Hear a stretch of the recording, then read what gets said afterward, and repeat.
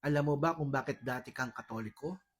Hindi dahil nagbasa ka lamang ng banal na Biblia, kundi dahil nagkaroon ka ng sarili mong pag-uunawa or private interpretation ng banal na Biblia.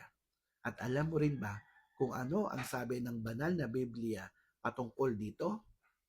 Ang sabi sa 2 Peter chapter 1 verse 20, ang pagkakaunawa sa banal na Biblia ay hindi ipinagkaloob sa iyo para sa sarili mong pagkakaunawa, kundi ito ay ipinagkaloob sa mga banal na pinagkalooban ng Espiritu Santo.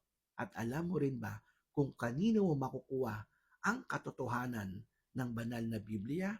Walang iba kundi sa natatanging iglesyang itinatag ng ating Panginoong Hesukristo.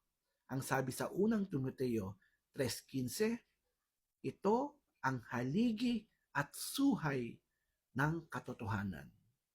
Sana po nakatulong at sana hindi na kayo makadagdag sa 50,000 denominations or religion sa Pilipinas pa lamang dahil sa inyong private interpretations. Hanggang sa muli, Brother Paul, God bless.